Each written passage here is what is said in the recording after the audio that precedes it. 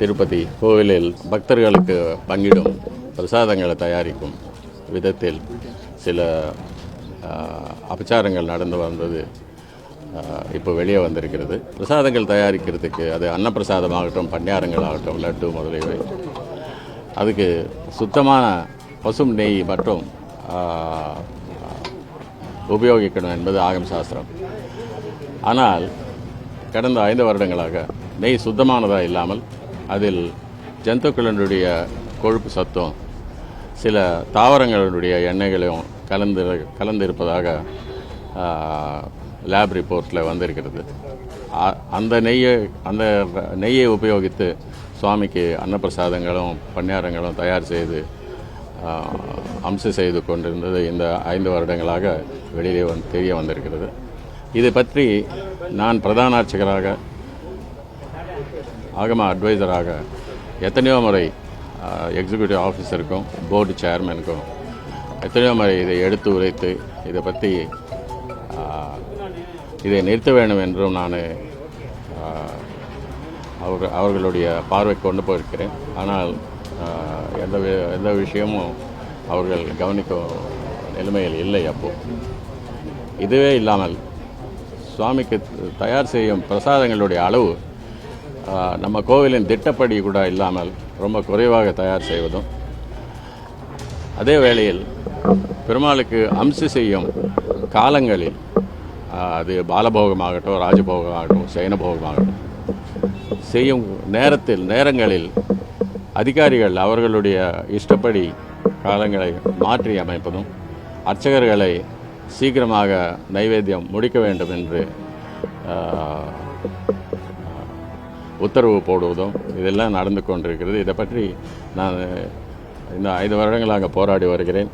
ஆனால் துரதிருஷ்டவசமாக எனக்கு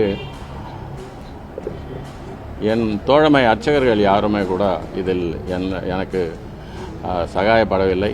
பிரதான பரிச்சாரர்களும் சும்மா இருந்து விட்டார்கள். அதனால் இதில் மாறுதல் கொண்டு வர என்னால் இயலவில்லை. ஆனால் புது அரசாங்கம் ஏற்பட்டதும் நம்முடைய முதலமைச்சர் திருமலையில் பிரச்சாரணை சுத்திகரணம் ஆரம்பிப்போம் என்று இங்கே திருமலையிலே சொன்னதும், அதுக்கேற்ப நிறைய நடவடிக்கைகள் எடுத்ததும் ரொம்ப சந்தோஷகரமான விஷயம். இந்த நெய் விஷயத்திலையும்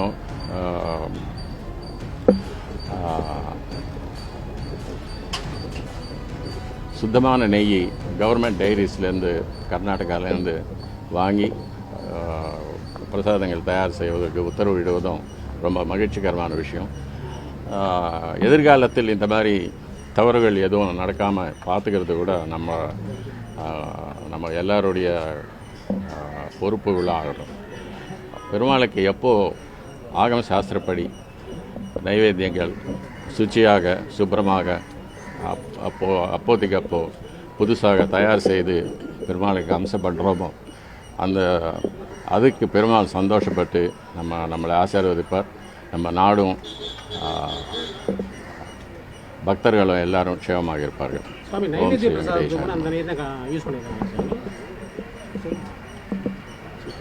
அன்னப்பிரசாதங்கள் கூட அந்த நெய்யை தான் தயார் செய்தது. பொங்கல், சக்கரை பொங்கல்,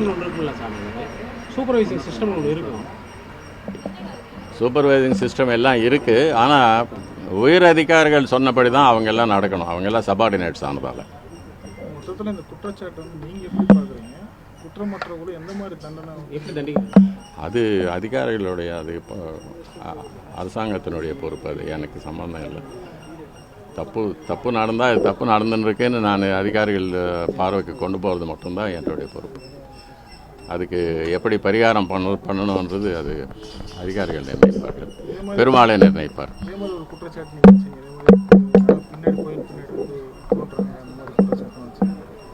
இப்போ வந்து